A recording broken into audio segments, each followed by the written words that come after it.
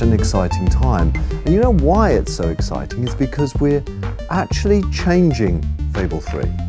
We're moving more towards the action-adventure and we're diminishing a little bit the RPG. We still love RPGs, we still adore RPGs, but we also love the drama and the excitement that action-adventure games bring. We've got a completely new GUI system. I know this sounds boring, but those two-dimensional lists that role-playing games have, I hate. The GUI is new for Fable 3 in that it's going to be 3D and interactive in a very 3D environment. So you'll be able to walk through the GUI and treat it as if it's just another part of the Fable world. Here's a level that's had a little bit of polish put into it with nice buildings which pop up to show you that you can have a little look at them.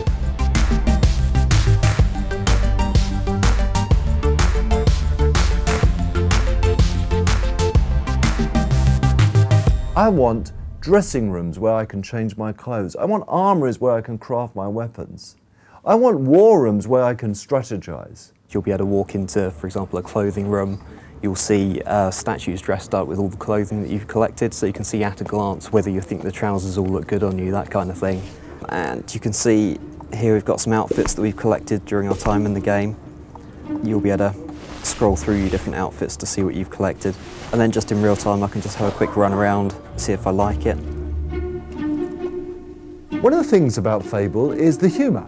You know, people have said, oh, it's a British humour, it's a bit like Monty Python. So we were inspired by that, and so we went out there and we got the most iconic Monty Python character ever.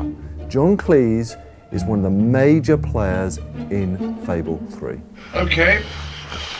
Now I've got some strange man in here who's moving around.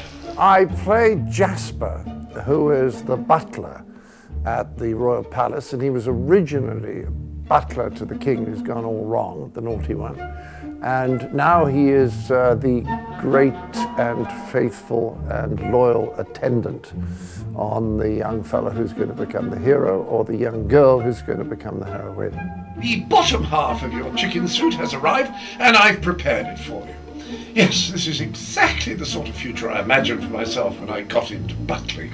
He's a little formal because he's an old-fashioned British-style butler, but the warmth and the emotional identification with the hero or heroine is very strong. Ah, a new mask. You'd be completely anonymous wearing this on your face.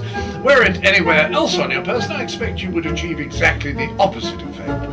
Your butler will be very unique to you. He's recording more lines than almost anyone else in the cast because of that. After that, you are to continue your combat training with Sir Walter. You start Fable 3, it's kind of like you started Fable 1 and Fable 2. You start fairly powerless, and what you've got to do is you've got to bring together followers to overthrow this tyrant king.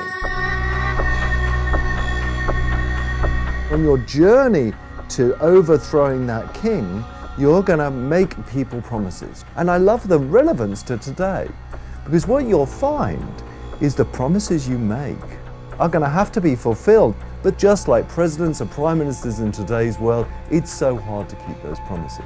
The trouble with most leaders is that ultimately they just want to be in charge. And they may cover it up under the feeling that they want to do good or make these changes, but basically they just like being top dog.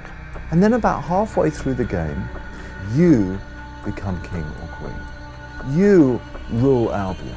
It's that feeling of power, of dominance. You know, we've all asked ourselves this question, well, if I was in control, I would change this. Well, now with Fable 3, you have that choice. As I play through Fable, sure enough, the experience is what the Fable fans will love, absolutely. But also, there's an element of uniqueness here, which I feel lots more people enjoy. There's drama, there's emotion, there's a feeling of power, there's excitement, and I think we are really learning to blend all that stuff together and deliver an experience in Fable 3 that really hasn't been seen before. And so you have gathered every last piece of the lady's pyjamas. Gosh, that would make an excellent closing line for a novel, wouldn't it? A great cliffhanger.